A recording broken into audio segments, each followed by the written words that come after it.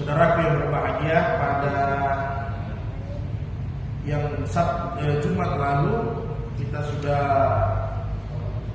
selesaikan dalam babul awal dari kitab taharatin minan najasi, tentang taharat dengan najis, yang utamanya pada bab awal fi ma'rifati hukmin hadhihi taharah, yaitu tentang daripada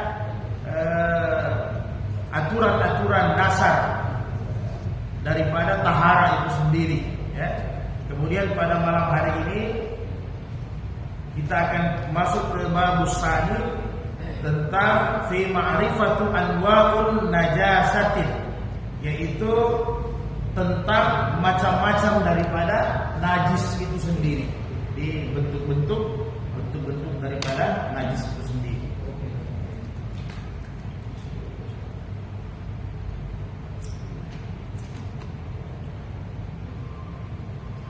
Jadi saudaraku yang berbahagia, karena sebagaimana yang lalu sudah kita bahas bahwa pentingnya pengenalan najis ini karena ada hubungannya dengan ibadah, ya. Apabila ada unsur najis dalam diri kita secara zahir, baik tempat ibadah kita, pakaian kita, kemudian tidak bersihnya kita membersihkan najis dalam diri kita, maka otomatis wudu kita batal. Kalau wudu kita juga tidak sah, berarti otomatis sembahyang kita juga tidak sah.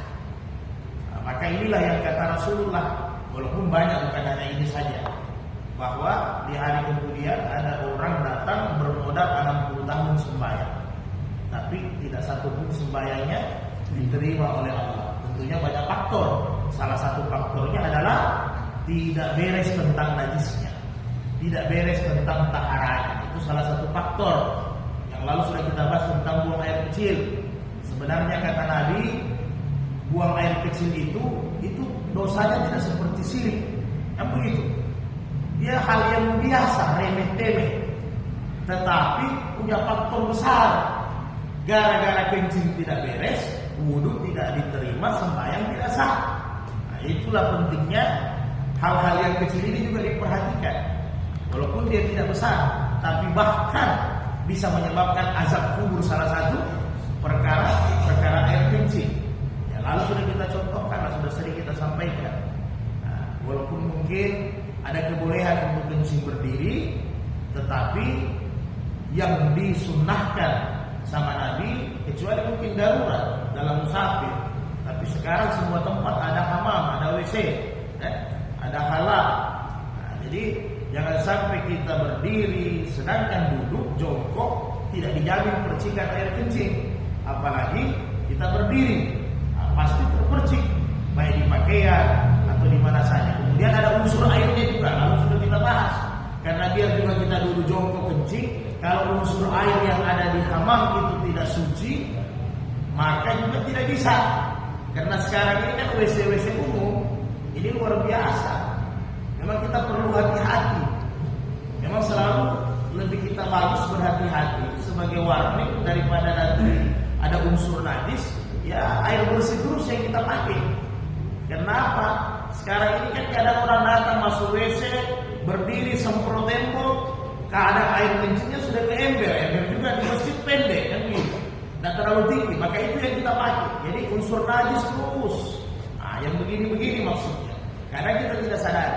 Nah, maka tidak ada guna sembahyang nanti. Sedangkan orang sembahyang ini dan Allah bilang masih celaka. Apalagi yang tidak sembahyang tidak usah dibahas, ya kan? Oh, saya tidak dihisab, ya. Orang yang sudah memang sudah pasti masuk neraka, buat apa lagi dihitung? Nggak perlu lagi dihitung, kan? Nah, kita ini yang beribadah ini masih dihisab, masih dihitung, masih ada harapan untuk raih kebahagiaan. Makanya disempurnakan. Nah, salah satunya yang masalah najis dan taharah. Jadi saudaraku yang berbahagia, fi ma'rifati anwa'un najasati, tentang jenis-jenis daripada najis itu sendiri. Wa amma anwa'un najasati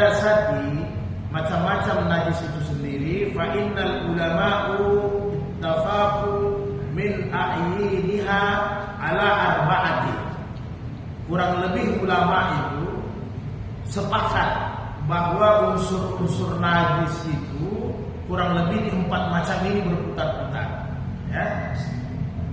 Yaitu maitatal haywanu zildami alladzi laisa bima'is. Yang pertama itu tentang bangkai yang berdarah, darahnya mengalir.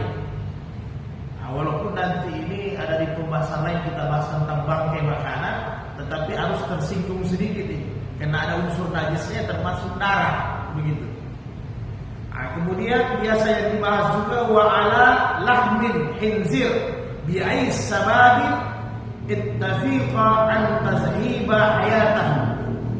Nah, ini yang kedua biasanya bangkai babi. Sebenarnya bukan hanya bangkainya, tanpa mengaitkan sebab hidup atau matinya itu babi. Yang jelas posisi babi atau anjing kan begitu. Itu otomatis, ya. Nah, kemudian yang ketiga wa 'adda nafsuhu min haywanin alladhi laysa bima'is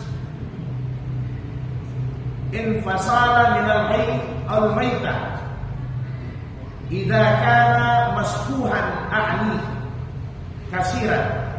Jadi yang ketiga ini biasanya darah hewan darat baik itu hidup ataupun mati dalam keadaan dia bangkai, ya. Kemudian yang keempat wa 'ala bauli ibnu adam wa raji'uhu. Jadi tentang kencing dengan raji'uhu, tentang kotoran. Jadi 1 atau 2, maksudnya air kecil, kencing dengan berak. Nah, jadi berputar di sini ya. Jadi najis itu ya rata-rata berputar di sini. Jadi di persoalan darah, di persoalan bangkai, di persoalan kencing, di persoalan kotoran. Ini najis yang sudah disepakati, ya. Najis yang sudah disepakati. Artinya sudah disepakati, jadi bukan hanya yang haram untuk dimakan, tapi memang unsurnya itu sudah najis. Sehingga kalau mengenai dalam tubuh kita, dalam pakaian, harus kita bersihkan, ya. Nah, kecuali barangkali yang lalu pembahasan lalu kita sudah bahas, kita sementara sembahyang, ada beberapa kemaafan, maafuh dalam agama. Sementara kita sembahyang jatuh kotoran cicak, ya tentunya salat kita lanjutkan, tidak harus memerintahkan sembahyang dan yang lain-lain lalu sudah kita bahas. Jadi seperti itu artinya sah, sembahyang kita tetap sah, hanya cuma setelah itu nanti kita bersihkan. Jadi tidak perlu mengulang sembahyang dari awal. Nah, jadi saudaraku yang berbahagia, berputar di sinilah tentang najis. Yang utamanya, yang pertama maitatal haywan zilladhi alladhi laysa bimashi. Jadi hewan, bangkai hewan yang berdarah mengalir, itu jelas najis, ya. Jadi kalau darahnya mengalir berarti hewan-hewan besar, ya sudah jelas minimal ayam. Karena kalau kita sembelih kan darahnya mengalir, itu najis. Sehingga ini posisi darah-darah seperti begini, dia masuk dalam najis menengah, najis kelas 2 yang harus dibersihkan dengan cara warnanya hilang, kemudian baunya juga harus hilang, warna, bau, kemudian rasa. Ini jarang terpakai, ya, karena kalau namanya tai tidak mungkin kita mau rasa lagi. Nah, jadi jarang, yang rata-rata warna dengan bau harus hilang. Maka darah ini utamanya hewan-hewan yang mengalir, ketika disembelih darahnya mengalir, maka ini masuk najis tingkat 2, ya. Kalau dalam bahasa kita fikih itu dia masuk mutawassitah, kan begitu. Nah, jadi masuk tingkat 2. Jadi cara membersihkan memang seperti itu, harus bersih. Jadi hewan-hewan yang mengalir ini, ya misalnya ketika kita menyembelih hewan, kalau ganam, kambing, bakar, sapi itu, atau onta badan, iblis, itu pasti mengalir. Maka ini darahnya najis, ya. Ini darahnya darahnya najis, jadi harus dibersihkan. Nah, kemudian di mana kesepakatan para ulama 4 mazhab? Kesepakatan mereka setelah nanti kita bersihkan, sudah dicuci, kan begitu. Setelah itu sudah dibersihkan. Nah, ini masuk darah haid ya. Kalau di luar dari darah binatang ya masuk darah haid perempuan dengan darah nifas, maka sudah dibersihkan. Lalu sudah kita bahas darah nifas haid kan sudah kita bahas lagi. Nah, jadi maka apa? Sebatas kita bersihkan itu dengan seperti mana kata Aisyah, saya bersihkan dengan air. Jadi kalau sekarang apa? Kucek atau dikerik kan begitu. Nah, setelah sebatas itu sudah kita siram dengan air yang bersih tentunya kan. Maka sahabat bertanya, masih ada sedikit warna-warnanya ya Nabi, kan begitu. Nah, lama sih. Jadi yang begini tidak masalah kata Nabi. Yang penting karena kalau kita mau paksakan pasti pakaian itu rabe, ya, rabe dulu ya. Nah, jadi sebatas itu. Yang penting hati kita tenangkan. Jadi jangan gelisah. Itu pentingnya kita belajar. Jadi kita tahu, oh sudah sebatas ini, jangan dipaksa. Kalau dipaksa nanti rabe. Nah, jadi sepaksa kita bersihkan. Nah, sebatas kita bersihkan. Kemudian saudaraku yang berbahagia,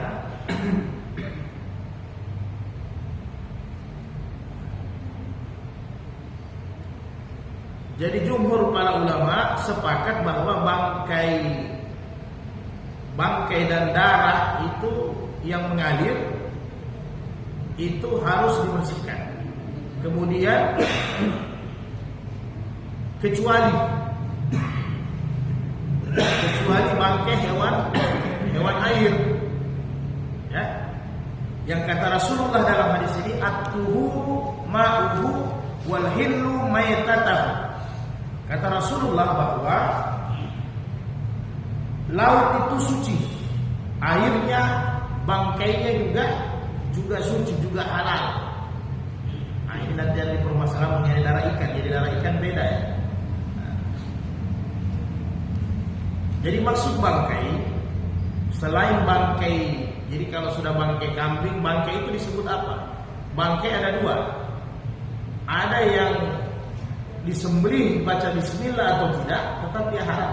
Ya, kalau kita potong kucing, potong anjing, potong babi biar baca bismillah tetap haram. Jadi jangan nanti alasannya hanya pakai ligeirillah karena tidak pakai baca bismillah. Nah, kecuali yang memang dihalalkan. Maka yang disebut dengan bangkai ini hewan yang halal dimakan tapi tidak disembelih dengan atas nama Allah. Ada 2. Satu dia mati seperti biasa, itu bangkai. Kemudian yang kedua kita sembelih tapi tidak baca bismillah sekurang-kurangnya, maka dia jadi bangkai. Itu mulai dari ayam, sama semua ke atas. Jadi lain dengan ikan kan tidak perlu kita sembelih. Karena Nabi bilang yang di laut. Sehingga kata ulama 4 mazhab sepakat, Abu Hanifah, Imam Malik, bahwa yang disebut dengan air tawar dan air laut itu sepakat halal. Nah, jadi makanya tadi sudah disampaikan, khinzir dengan kalbun itu tidak di luar bab, ya. Mati atau hidup sama saja. Jadi jangan nanti kita beralasan pakai bismillah, tapi jenis hewannya memang haram, jadi tidak berpengaruh. Kita sembelih kucing ya, nanti saya tahu. Nah, hanya kucing agak beda sedikit dengan anjing dengan babi. Karena kalau kucing bulu-bulunya tidak najis, dia hidup di sekitar kita kata Nabi kan begitu, agak beda dia. Tapi dia najis haram untuk dimakan karena dia bertaring. Jadi kan nanti di fikih nggak banyak tahapan-tahapannya. Ada karena dia bertaring, ada karena dia merangkap dengan kukunya, ada karena menjijikkan, ya. Termasuk itu cacing apa semua itu haram karena menjijikkan, lalat dan sebagainya, jorok. Nah, jadi demikian saudara yang berbahagia. Lain yang di air. Nah, jadi kalau yang di air, kalau yang di air ikan khususnya, maka itu tidak menjadi masalah. Itu halal. Jadi satu hadis yang agak panjang dari sahabat Nabi ini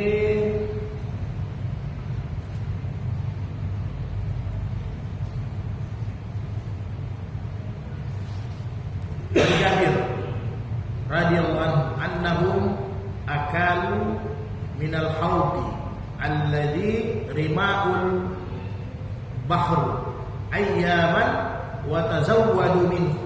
Jadi kami dalam perjalanan musafir dengan para sahabat, Jabir bercerita tiba-tiba ada al-hauti. Hauti ini bisa dibilang paus, bisa juga dibilang hiu. Nah, kira-kira begitu.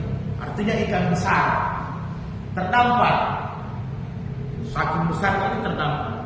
Maka dipotong-potonglah sama sahabat. Kemudian setelah itu dimakan. Bahkan wa tazawwadu minhu. Kami jadikan juga bekal. Saking banyaknya semua sudah kenyang. Semua sudah kenyang makan.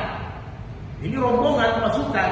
Semua sudah kenyang makan karena masih ada dijadikan bekal untuk perjalanan selanjutnya. Nah, maka wa innahum ahbaru bizalika Rasulullah sallallahu alaihi wasallam. Setelah sampai kami kabarkan kepada Nabi peristiwa ini.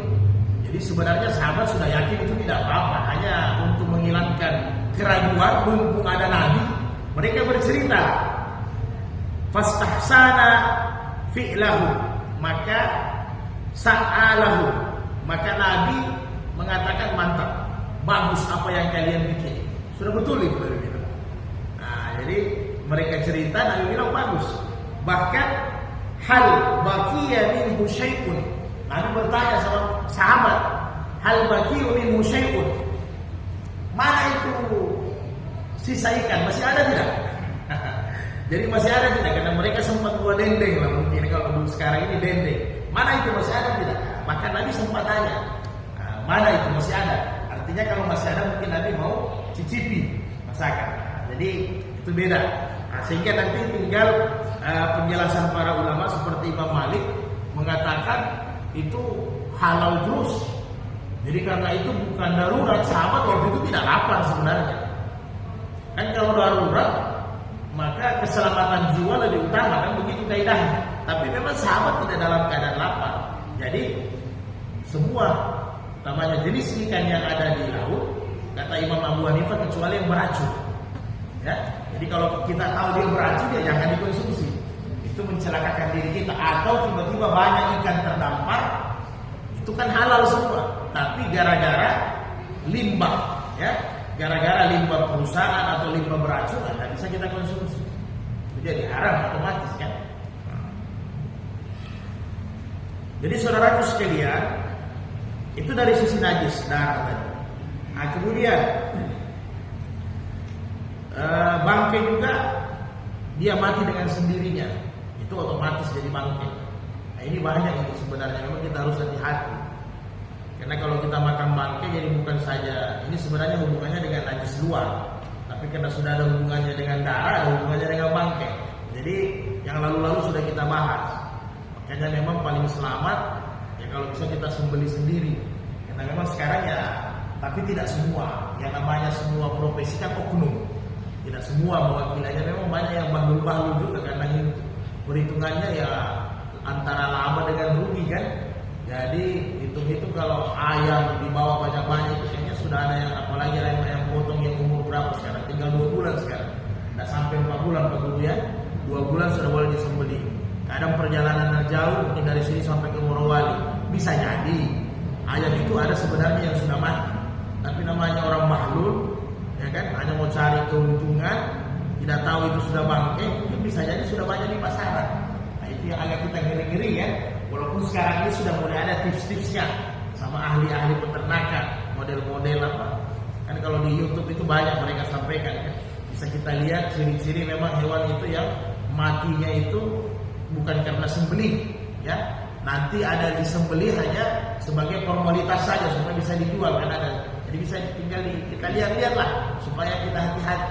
Karena memang pasti beda yang disembelih dengan mati sendiri. Mati dalam keadaan bangkai tanpa disembelih, pasti darahnya beda, tidak mengalir, tidak jatuh, tidak tumpah. Nah, itu posisinya memang bangkai. Jadi tinggal hati-hatilah, ya, pandai-pandai kita. Nah, kalau mau selamat ya sembelih sendiri kan sekarang ya di Tombolo itu kan enak.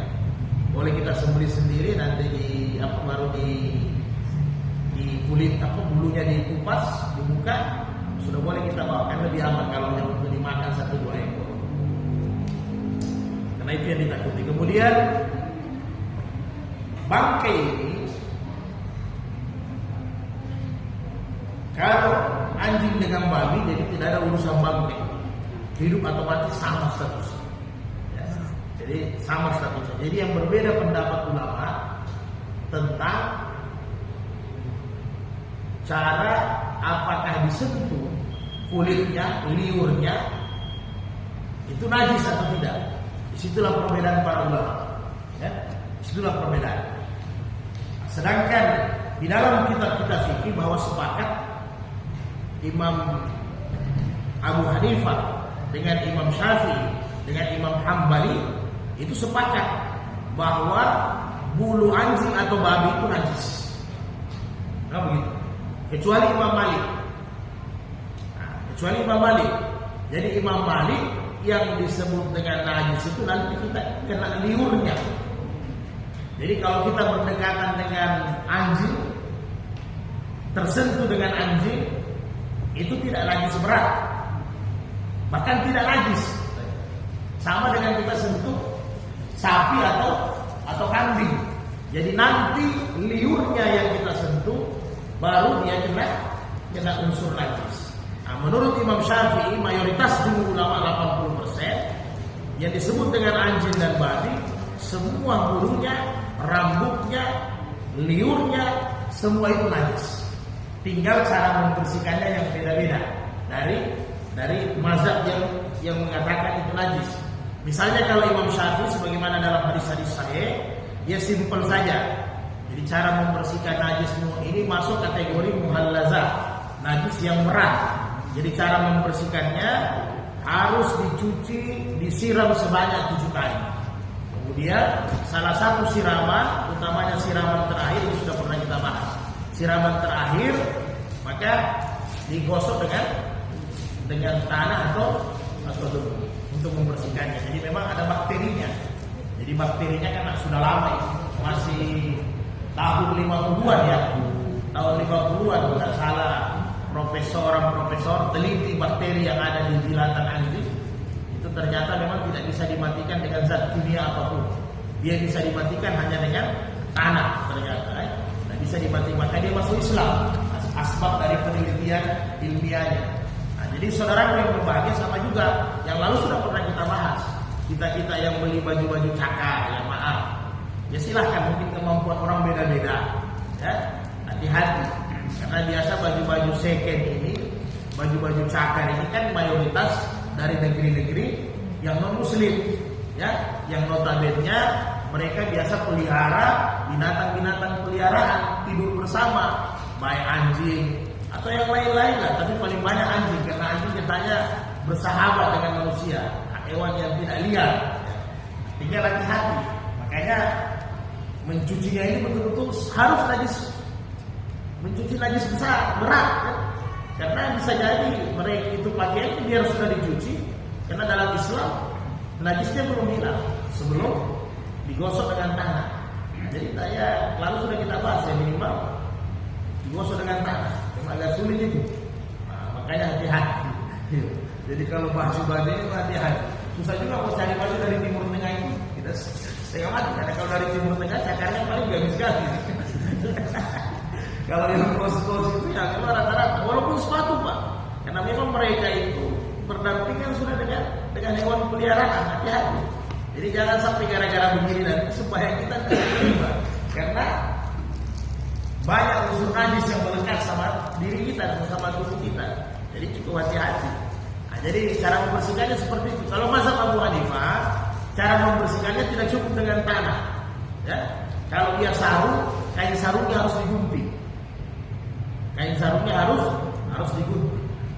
Nah, memang agak berat. Kemudian dia adal.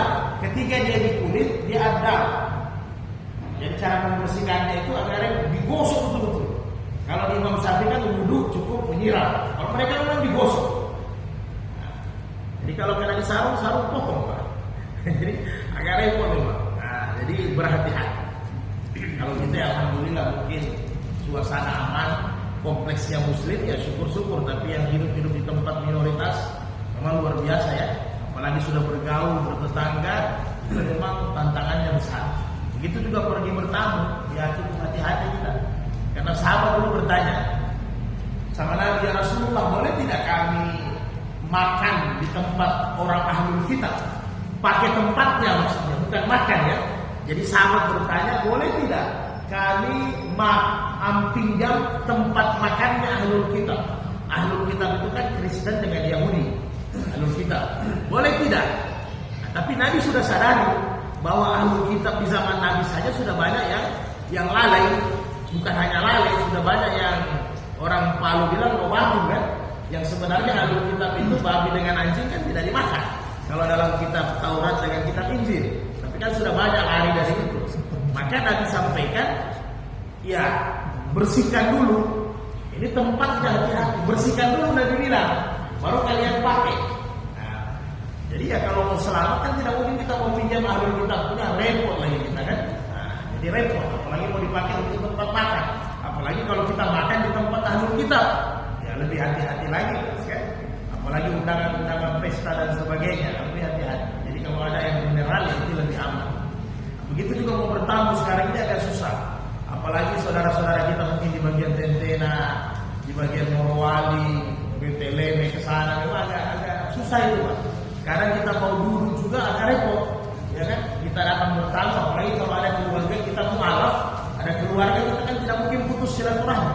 Nah itu hati-hati betul, karena pasti di kursi-kursi mereka itu bagi mereka tidak ada masalah kan, tapi bagi kita yang Muslim, ya itu najis, tidak sembarang. Karena biasanya kan anjing-anjing ya seperti kalau kita pelihara kucing lah. Bagaimana orang pelihara kucing? Ya kan sampai di tempat tidur, sampai di tempat makan. Bahkan sama sahabat bertanya, ya Rasulullah saya pelihara kucing. Tiba-tiba kucing saya, ada makanan saya, ada minuman saya sempat diminum sama kucing, dibilang. Jadi untuk kucing beda ya dengan anjing. Maka bagaimana hukumnya ya Rasul? Apa kami harus buang? Nabi bilang sisa kucing boleh kalian konsumsi, jadi tidak najis. Karena kucing itu hidup di sekitar kita. Jadi sebatas kucing, sebatas itu saja. Jadi artinya perbandingannya, bagaimana bebasnya itu kucing di rumah, begitulah bebasnya anjing. Itu paham kita kan? Nah, jadi tahu sendiri. Bisa-bisa sudah sampai di tempat masak dia kan? Jadi memang kita harus berhati-hati. Jadi ini bukan hanya bangkai yang dimakan, memang ada unsur najisnya. Begitu juga babi, yang kurang lebih sama. Ya, kurang lebih sama. Nah, kemudian saudaraku yang berbahagia,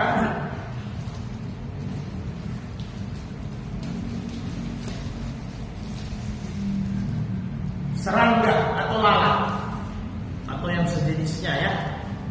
Nah, maka serangga atau lalat ini itu Imam Hanafi, Imam Malik, Imam Hambali itu maaf, itu dimaafkan ya. Begitu banyak hadis-hadis sahih ya.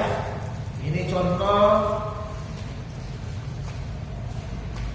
An-Sabit Anil sallallahu alaihi wasallam amarahu bima kanil zubaba idza waqa'a fit ta'am. Nabi memerintahkan kalau ada makanan yang atau minuman yang masuk di lalat, masuk di minuman ya kan, atau fit ta'am di dalam makanan, kalau fahadha ma'adalu ala taharat az-zubaba wa laysa lidzalika ullatul illa annahu ghaira wa amma syafi'i. Dan begitu juga sampai fa inna fi ihda janahai da'an wa fil ukhra dawa'an. Jadi kata Nabi sebagaimana pendapat Syafi'i juga, maka lalat yang sudah jatuh di tempat minuman atau di tempat makanan kemudian celupkan lagi, tindis, kasih basah semua, begitulah kira-kira ya.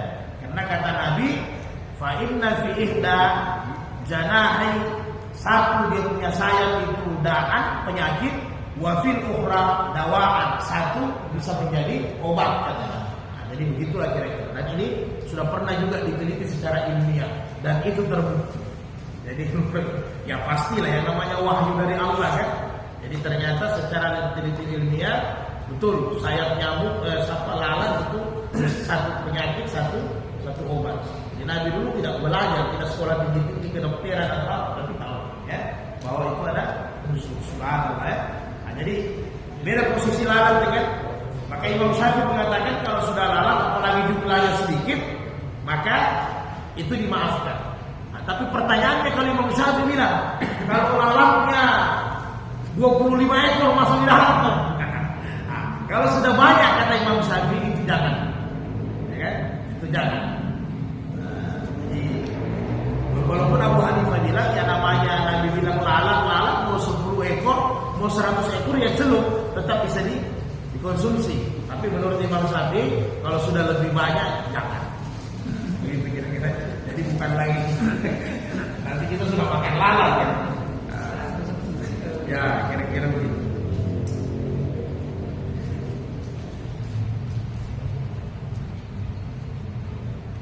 Kenapa? Karena ini sama apakah darah lalat, atau nyamuk atau lalat atau serangga-serangga. Ini bagaimana hukumnya? Jadi tidak sama dengan hukumnya darah yang mengalir. Ini ma'fu seperti darah ikan. Ini sama, ini dimaafkan. Nah, dalam hadis ini persoalan laisa lahu nafsun sa'ilah. Mereka punya darah ini tidak mengalir, tidak deras. Pasti ada darahnya. Sekecil-kecilnya nyamuk pasti ada darah. Tapi itu ma'fu. Itu darah yang dimaafkan. Ya? Begitu juga lalat. Itu darah najis yang dimaafkan. Boleh bersihkan silakan, tidak bersihkan juga tidak apa-apa, itu dimaafkan. Nah, jadi supaya kita tidak ragu-ragu, karena yang najis mutlak itu darah yang memang mengalir, darahnya kambing, darahnya sapi, semuanya itu mutlak. Jadi kalau darah lalat dan sebagainya itu dimaafkan. Ya. Nah, lain lagi persoalannya kalau di Satria kan banyak pertanyaan, bagaimana kalau nyamuknya 1000 ekor? Kalau nyamuknya 1000 ekor, berarti pakaian kita sudah didominasi darah nyamuk. Ya bersihkanlah kan. Nah, jadi kalau sudah 1000 ekor, jadi yang dimaafkan itu yang masuk logika, masuk logis.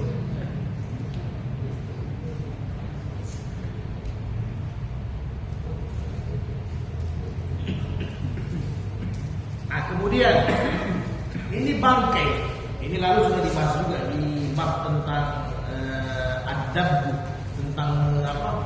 Sama ya. Seandainya bagaimana hukum bangkai? Ini bangkai, tapi bangkainya yang halal untuk dimakan. Misalnya bangkai sapi, bangkai kambing. Jadi apakah kita tidak bisa memanfaatkan sama sekali? Nah, maka ini pernah terjadi di zaman Nabi. Nabi melihat sahabat yang berjalan membawa bangkai kambing. Jadi ada kambing mati, ya, ada kambing tiba-tiba mati, maka dibawa untuk dikuburkan, dibuang supaya tidak berbau.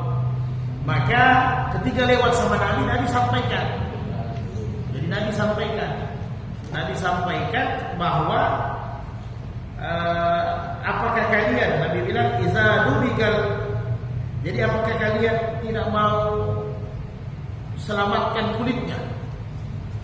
Ya, karena Nabi bilang iza dubikal ihadu fakat tahurun, apabila kulitnya kau samak itu jadi suci.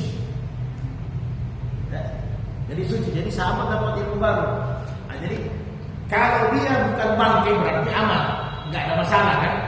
Mau kulitnya mau dibikin kerupuk, mau dibikin apalagi kalau orang-orang pulau di sana mau dimasak sop atau apa nggak ada masalah, sudah disamak. Nah, ternyata ada kemudahan dalam agama apabila binatang itu halal hanya dia bangkai karena mati, seperti sapi, onta atau kambing, maka boleh kita ambil kulitnya, bisa diambil kulitnya. Tapi ingat, jumhur ulama sepakat 4 mazhab tidak bisa untuk dimakan, karena memang unsurnya sudah bangkai. Jadi bisa hanya digunakan, dimanfaatkan untuk umpamanya ya ibrik, cerek, kan ada cerek dari kulit atau apalah yang dari kulit mau dibuat, jaket. Nah, yang penting jangan makanan. Itu jumhur ulama sepakat 4 mazhab boleh sebatas itu. Jadi bagaimana cara menyamak di zaman Nabi? Cara menyamak di zaman Nabi itu biasanya disamak itu kan dibersihkan. Jadi dipastikan karena dia bangkai, tidak ada sedikit pun daging melekat di kulitnya. Makanya kalau di zaman Nabi biasa pakai daun bidara atau daun salam kemudian dikering, mungkin pakai apa kita sekarang, kapur atau dibakar ya, disamak lah ya, dikering bagaimana caranya. Setelah bersih, setelah itu dicuci sampai yakin betul-betul bersih, baru bisa kita gunakan. Sebatas itu saja. Tapi tidak boleh dipotong-potong lagi, bikin apa kikil ya. Tidak boleh lagi dipotong baru dimasak. Untuk dimakan tidak boleh, karena dia sudah unsurnya bangkai, haram, tidak bisa. Jadi sekedar dimanfaatkan untuk alat, untuk apa saja silahkan. Apa kalau zaman dulu kan dibikin cerek, dibikin cangkir atau dibikin jaket, boleh silakan. Nabi bilang manfaatkan untuk itu, tapi jangan dimakan. Jadi kesuciannya kata Imam Nawawi dalam Syarah Sahih Muslim yang Nabi katakan fakat tahurun, itu kesuciannya untuk dimanfaatkan, bukan untuk dimakan, karena dia sudah unsur bangkai, tidak bisa. Kemudian yang berikutnya, bangkai yang terpotong tapi hewannya masih hidup. Ini kerjanya orang-orang Bahlul. Ini kerjanya orang-orang harus dipotong tangannya. Jadi hewannya masih hidup. Karena kita kelaparan, kita mau makan mungkin, tapi bukan sifatnya darurat. Kalau pencuri sudah jelas banyak terjadi kan, potong pahanya, kanan kiri belakang, setelah itu tinggal badannya, kesian. Ini dosanya sudah banyak, bukan hanya dosa mencuri saja. Jadi makanya ada yang pernah didapat membakar hidup-hidup. Ya layak-layak juga sebenarnya sih. Ya, walaupun yang harus dimakan sebenarnya orang-orang di atas juga banyak. Ya, tapi ini menyiksa. Bukan hanya potong tangan harus mencuri, tapi penyiksaannya. Jadi bagaimana status hukumnya? Dipotong sapinya masih hidup, dagingnya yang dimasak. Maka ini bangkai, haram. Ini bangkai, tidak bisa. Jadi sapinya masih hidup, kemudian dagingnya dipotong, pahanya kemudian dimasak. Sapinya hilang kakinya satu kan? Nah, ini tidak boleh, bangkai, sama dengan bangkai. Nah, bisa kita pakai. Ya? Apa itu? Masih hidup itu berarti. Iya, memang sapinya masih hidup. Kan kalau dipotong satu kambing umpama kakinya daging. Jadi kambingnya masih hidup, pencuri lah istilahnya ya. Nah, kan biasa begitu. Maksudnya ini orang yang tidak ada, yang tidak waras. Nah, jadi tiba-tiba siapa tahu, tiba-tiba dia bilang, bos, ada paha sapi, habis ada seleng sapi di sana sapi. Nah, kita tahu hukumannya, jangan kita makan, itu bangkai, haram. Jadi bukan hanya jangan, jadi kalau kita makan sudah dua dosa kita, barang curian, kemudian barang yang jadi bangkai itu kita sudah makan. Itu jadi status hukumnya bangkai, tidak bisa. Nah, beda, jumhur ulama mengatakan beda kalau kulitnya, umpamanya domba dibuat wool, dibuat kain, jaket, itu posisinya beda, tidak sama ya. Kemudian sapi kambing diambil susunya, itu beda. Yang itu tidak menyakiti, tidak menzalimi ya. Dan memang itu bukan hukum bangkai. Yang hukum bangkai adalah dagingnya yang diambil kemudian kita makan. Kemudian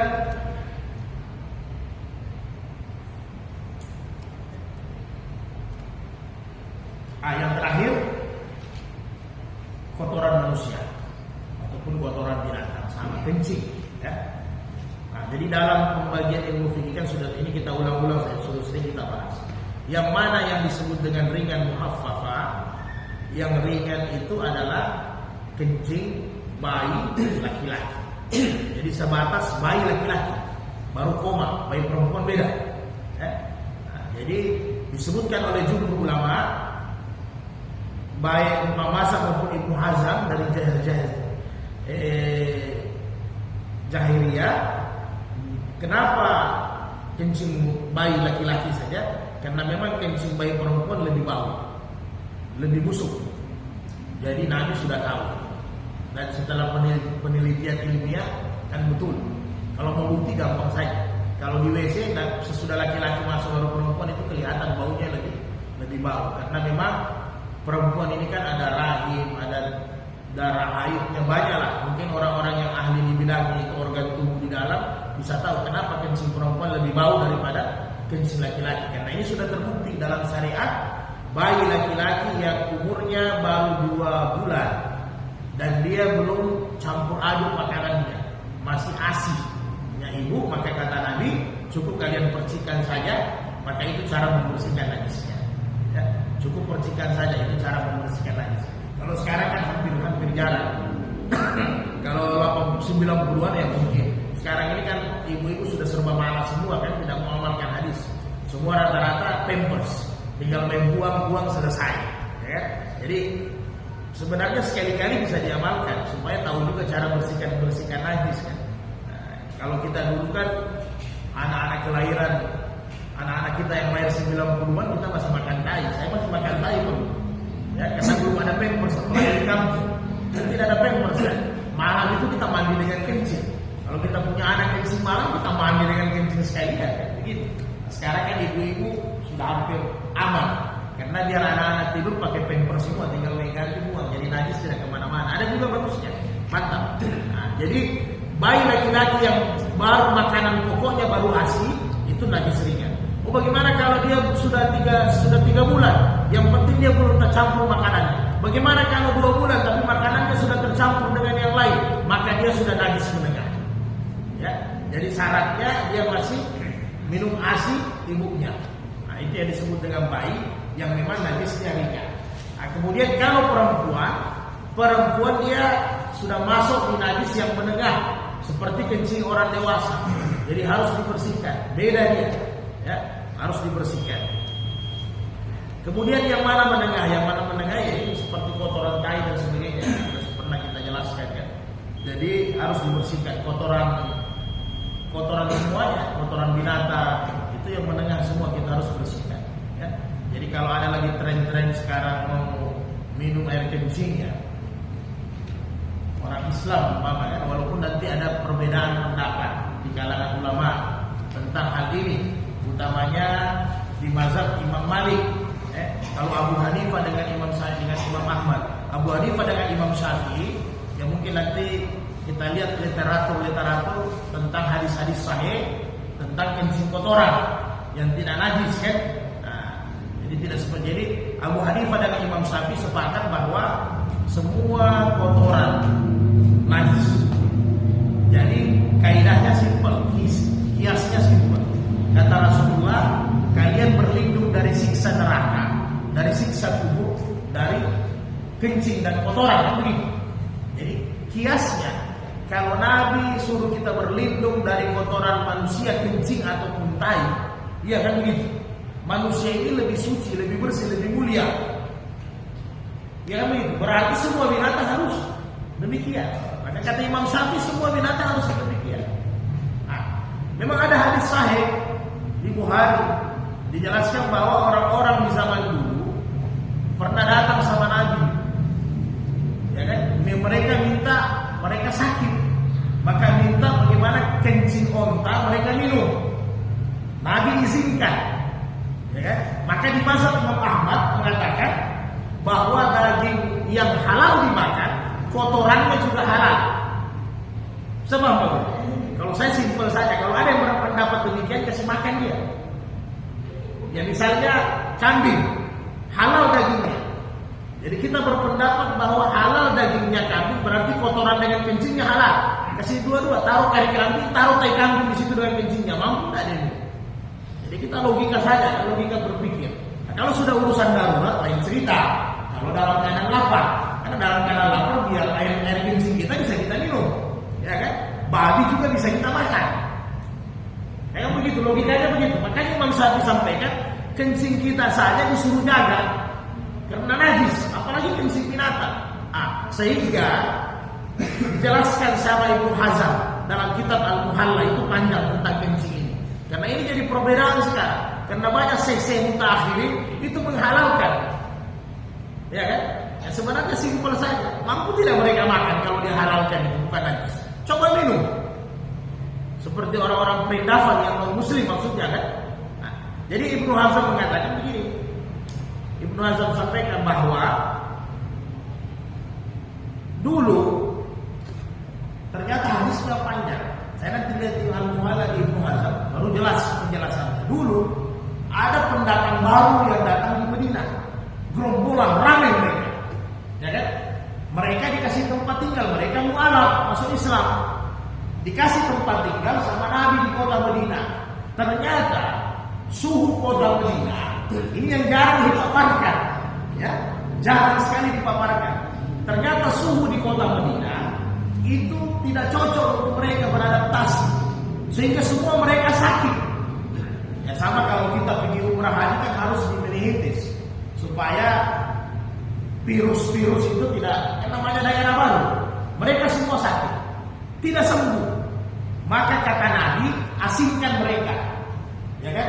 Taruh di pinggiran kota dekat kandang unta zakat, peternakan zakat. Nah begitu Nabi bilang, taruh di ujung kota. Kenapa? Karena kalau lama mereka sakit, jangan sampai nanti menular, terjangkit. Akhirnya orang sehat jadi kena semua, kan begitu. Jadi Nabi bilang, di ujung kota Madinah ada peternakan zakat, Baitul Mal, tapi Baitul Mal ternak, kan begitu. Jadi kalau ada yang bayar zakat dalam peternakan, ditampung di situ. Jadi Nabi bilang, bawa di peternakan unta, peternakan zakat, taruh mereka di situ. Ternyata mereka cocok, ya kan? Mereka ini langsung cocok, bahkan mereka minta sama Nabi, minta izin minum kencingnya unta. Dia minta izin bukan hanya makan unta, jadi dipotongkan mereka zakat-zakat itu karena mereka mualaf, supaya mereka makan setiap hari. Mereka minta dan mereka tahu obat air kencing unta itu obatnya mereka. Maka Nabi izinkan, ya kan? Nabi izinkan mereka minum itu kencingnya unta, mereka sembuh. Maka Ibnu Hazm berkata seperti begini dalam Al-Muhalla, Nabi izinkan mereka, ini pendapat ulama ya, Nabi izinkan mereka karena memang sifatnya darurat, ya, sifatnya darurat. Dan apa yang terjadi setelah mereka sehat, membahlul mereka. Setelah mereka sehat, sudah ditempatkan bagus, sudah dikasih makan bagus. Penjaga zakat, penjaga kandang zakat itu mereka bunuh. Mereka bunuh semua hewan-hewan zakat, mereka rampok, mereka curi, mereka lari. Ini memang bahlul ini suku. Maka karakter seperti begini yang beberapa pendapat ulama ambil kotoran unta itu bisa, kencing unta bisa dimakan, tidak najis. Padahal yang buat ini bukan sahabat Nabi. Mana ada pernah Abu Bakar atau Umar ada riwayat dia minum kotoran unta, minum tinja apa, minum kencingnya unta. Atau mana ada sahabat Ibnu Abbas bahwa mereka katakan tidak najis, itu kotoran unta atau kencing unta tidak najis kena pakaian. Memang suku ini saja yang memang mualaf, ternyata ada maksud. Setelah mereka bawa lari semua itu Baitul Mal zakat, peternakan unta-unta, maka Nabi dengar, Nabi marah, Nabi bilang kejar, tangkap mereka. Karena yang dia kan sudah bahlul, kan sudah mencuri, sudah membunuh, bayangkan. Maka ditangkap semua mereka. Maka apa hukumannya? Semua mereka dipenggal. Jadi nanti di kitab Muhalla saya dapat ceritanya yang lengkap, luar biasa. Jadi artinya tidak mungkin kebiasaan orang-orang seperti ini yang kita mau ambil dasar, yang ujung-ujungnya dan bisa jadi Nabi memudahkan mereka karena Nabi mudahnya sudah darurat lah, mau minum jo. Karena ada juga orang kalau kita hidup bermasyarakat ada yang keras kepala juga Pak Guru kan. Oh saya mau begini, kurang moni jo. Kan kita sudah tidak bisa larang yang kurang moni jo, minum jo itu air kencingnya unta kan. Karena Nabi sudah sampaikan dalam hadis sahih, bahkan Nabi sampaikan jangan salat di kandang unta. Jadi kalau di kandang unta saja Nabi larang salat, coba logika kan? Imam Syafi'i bilang, Nabi bilang jangan salat di kandang unta. Kalau di kandang unta saja salat tidak boleh, bagaimana kotoran kan kencingnya bisa tidak najis? Nah mungkin kan?